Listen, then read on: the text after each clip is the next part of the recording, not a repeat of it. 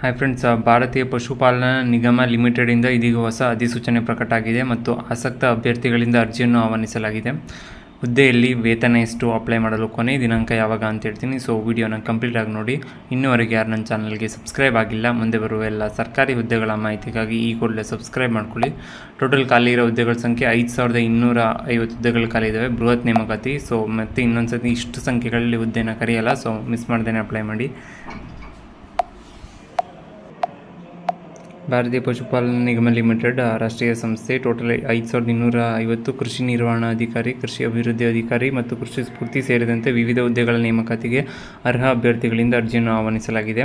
So ಅದಕ್ಕೆ qualification ಏನು, age limited, notification ಮತ್ತು ಅಫಿಷಿಯಲ್ ವೆಬ್ಸೈಟ್ ಬಗ್ಗೆ ಸಂಪೂರ್ಣ ಮಾಹಿತಿಯನ್ನು ನಾನು ಈ ವಿಡಿಯೋದಲ್ಲಿ ನೀಡಿದ್ದೀನಿ. ಸೊ ಮಿಸ್ ಮಾಡದೇ ನೋಡಿ.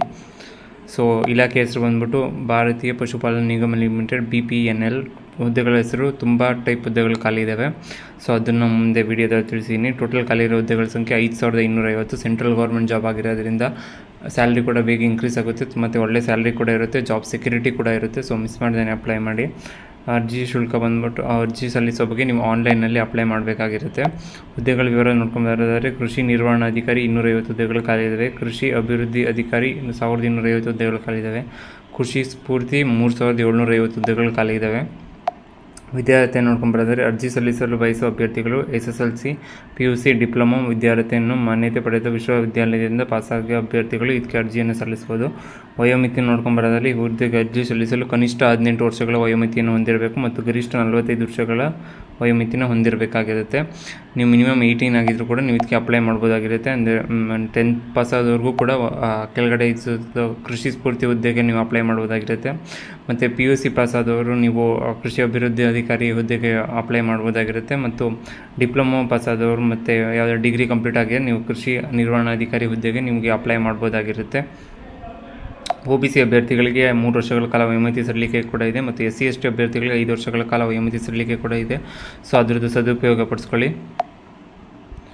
ವೇತನ ಶ್ರೇಣಿ ನೋಡ್ಕೊಂಬರೋದಾದರೆ ಈ ಹುದ್ದೆಗೆ ಅರ್ಜಿ ಸಲ್ಲಿಸಲು ಆಯ್ಕೆಯಾದ ಅಭ್ಯರ್ಥಿಗಳಿಗೆ ಈ ಕೆಳಗಿನಂತೆ ಹುದ್ದೆಗಳ ಅನುಗುಣವಾಗಿ ವೇತನವನ್ನು ನಿಗದಿಪಡಿಸಲಾಗಿರುತ್ತದೆ.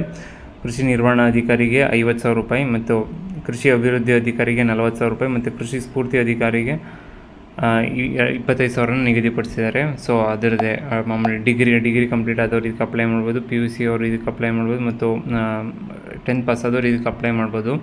ಸೊ ಅದ್ರ ಅನುಗುಣವಾಗಿ ವೇತನವನ್ನು ಕೂಡ ನಿಗದಿಪಡಿಸಿದ್ದಾರೆ. ಸೊ ಸೆಂಟ್ರಲ್ ಗೌರ್ಮೆಂಟ್ ಜಾಬ್ ಆಗಿರೋದ್ರಿಂದ ನೀವು ಅಪ್ಲೈ ಮಾಡ್ಬೋದಾಗಿರುತ್ತೆ. ಒಳ್ಳೆ ಸ್ಯಾಲ್ರಿ ಕೂಡ ಇದೆ ಮತ್ತು ಜಾಬ್ ಸೆಕ್ಯೂರಿಟಿ ಕೂಡ ಇದೆ. ಸೊ ಅಪ್ಲೈ ಮಾಡಿ.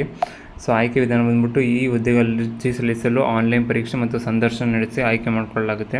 ಅರ್ಜಿ ಸಲ್ಲಿಸಲು ಪ್ರಾರಂಭ ದಿನಾಂಕ ಸ್ಟಾರ್ಟ್ ಆಗಿರೋದು 23 ಮೇ 2024 ಮತ್ತು ಲಾಸ್ಟ್ ಡೇಟ್ ಬಂದ್ಬಿಟ್ಟು ಜೂನ್ 2, 2024. ಸೊ ಅಷ್ಟರೊಳಗೆ ಅಪ್ಲೈ ಮಾಡಿ. ಡೇಟ್ ಮುಗ್ದೋದ್ರೆ ಮತ್ತೆ ಅಪ್ಲೈ ಮಾಡೋಕ್ಕಾಗಲ್ಲ. ಬೃಹತ್ ನೇಮಕಾತಿ. ಇದಕ್ಕೆ ಜಾಸ್ತಿ ಟೈಮ್ ಕೂಡ ನೀಡಿಲ್ಲ. 1 ವೀಕ್ ಅಷ್ಟೇ ಟೈಮ್ ಕೊಟ್ಟಿದ್ದಾರೆ. ಸೊ ಅಪ್ಲೈ ಮಾಡಿ. ಇನ್ನೂವರೆಗೆ ಯಾರು ನನ್ನ ಚಾನಲ್ಗೆ ಸಬ್ಸ್ಕ್ರೈಬ್ ಆಗಿಲ್ಲ, ಮುಂದೆ ಬರುವ ಎಲ್ಲ ಸರ್ಕಾರಿ ಹುದ್ದೆಗಳ ಮಾಹಿತಿಗಾಗಿ ಈ ಕೂಡಲೇ ಸಬ್ಸ್ಕ್ರೈಬ್ ಮಾಡ್ಕೊಳ್ಳಿ ಮತ್ತು ವಿಡಿಯೋ ಇಷ್ಟ ಆಗಿರೋ ಲೈಕ್ ಮಾಡೋದನ್ನ ಮರಿಬೇಡಿ.